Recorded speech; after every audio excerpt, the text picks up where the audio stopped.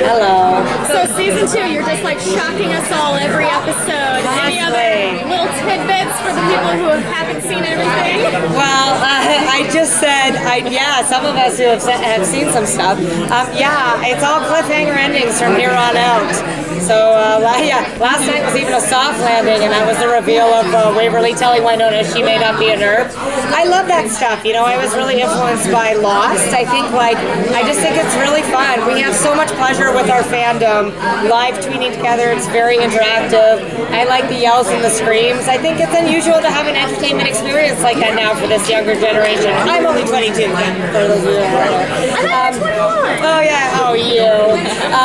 But really, right? That's what makes it fun. I think, it's a comic book. It comes from a comic book. I want it to feel like a comic book where you can't wait to get to the next panel, and then when you get to the end, you can't wait to rush out and buy the next issue. So, as long as it's earned, yes. We used up a lot of story this year. It's going to be fun. What are you thinking in terms of how to move forward with a child? Like a child that stays a child, a demon child, right. or a time jump?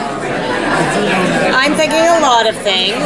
I'm thinking that as crazy a genre show as our genre show is, we take a lot of pride in keeping the characters grounded and making their decisions consistent with who they are as characters. I also think the reality is it's an incredibly dangerous situation for a child. I think also we've encountered a lot of demons, so whether it's a human baby is up for grabs. I just want all the decisions made forward to make everybody feel something. That's all I'm going to say about that. Why did you decide to go with the pregnancy storyline instead of hiding it? You know what? We honestly considered all options. We truly did. But when we did the math, like Melanie Scrofano gave birth, I think 4 days after our last day of shooting. If you want to know what a real life superhero looks like, that's your answer. So when you really look at it, even if you look like Melanie, 9 months is 9 months. And this is not a sitcom. I didn't want her carrying increasingly large loads of laundry when the demons invade the homestead. I wanted her kicking some demon ass, and she wanted that too. I really wanted the audience to know the show was still going to be the same. She still had a job to do. And I also felt like maybe that story hadn't been told before, a pregnant superhero. I know Gal Gadot was pregnant, but not on screen.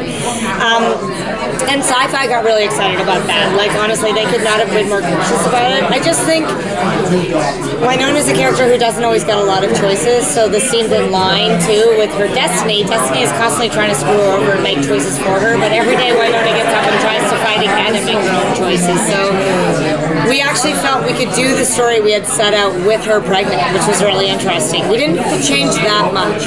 Yeah. So you get some really excellent personal similar stories with all the characters. Thank you. Really hit some real emotional. Thank you. But you built considerable mythology in this show too. Yeah. And I was wondering if you inspired into different types of mythology, but you have to agree with old past lore. Yep, always. Mythology is the hard part, right? Because you want to be able to tell it without it being exposition or you drowning in it. Same with backstory. How do you tell mythology or backstory, but using the characters everyone has shown up to kind of see? Everything comes back to the herb curse. That's what I'll say. We know the rules of the curse, and early on I did lay out a lot of the story of the herb curse, so I feel like we have enough to kind of parcel it out for years. But certainly when you talk to Bo, the tradition of the comic book is they encountered all sorts of mythology. They fought mummies, and there's an amazing Aztec warrior princess character called Valdez in the comic who's this badass. So I feel like our show certainly could support that. But it is a Western, and I'm interested in that kind of world, I would say. So North American mythology. How about that? Yeah. So you weren't here for the silly question last year. If you had to throw cold spaghetti at any one cast member, who would you throw it at? Just for fun. And then which for song fun, Melanie, just because, or Tim, because he'd be so wounded. I'll throw it at all of them. Is it cooked spaghetti? Yes. Is the spaghetti sauced? Yes. Is it going to ruin something nice they're wearing? Possibly. Is it their wedding day? Did their dog just die? These are the writing room questions. I need to know. I can't just commit. And then if you had to do karaoke, like with any of the cast like characters, what song would you sing with them? Character or cast? Whoa. Not Dominique, because she can sing too good, and I'd be like, I'm just gonna sit over here and beatbox. You know what? Maybe Shamir, because he's such a fun DJ and such a great dancer and has quite a presence. Maybe him. I want to take everybody.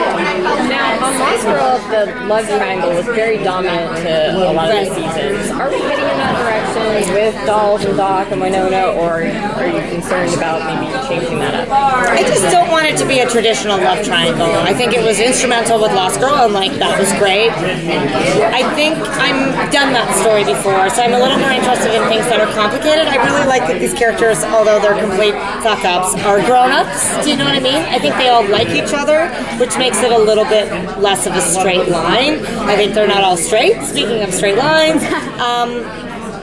So no, I don't think it's a traditional love triangle at all. And I'm not that interested in shipping wars, certainly with the boys. I just feel it's been done. So you can ship whoever you want, that's fine. And you can ship the boys together, that's fine. We've been loving all the bromance with the boys. I like know, even Doc and Dolls, right? they're there for each other. But that almost makes it more heartbreaking too, because they don't hate each other now, and it's almost more difficult. So it's like I like angst or something.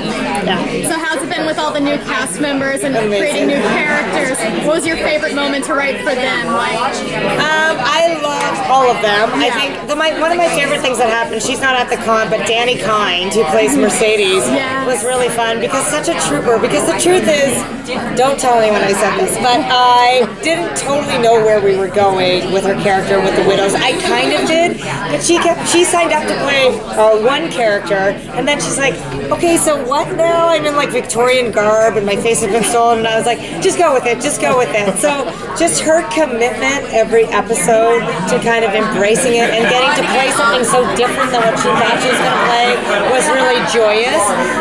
But also falling in love with Tamara and Varun. Like, I think we had different fates for them in mind, but just seeing what they could do and seeing their chemistry with certain cast members, I really like tweaking it, you know? I always say you really have to have a plan or you'll die, but you need to see what you're getting too. You can't be immune to the fact that like this couple you wanted to pair up don't have any chemistry. You have to be brave and be like, that's not gonna work, we need to do this. So I loved seeing it evolve, and they've just fit right in. I quite honestly, I know we're such a love and it's so boring, but we really do love each other on set. So we have a no jerks rule with my casting director. Like I'm honestly like, bring me a B+ actor versus an A+ actor who's a jerk. So. And I think you got those A+. I think so. Oh, it's all gonna go downhill if we get another season. Egos through the roof. When are we gonna know? I don't know. Just keep yelling at them. Soon. I know. I feel like there's gonna be an army of Earpers who just so show you can up. shoot in the middle of winter. Oh my God! And just so I can have one moment of happiness and then panic again. We'll see you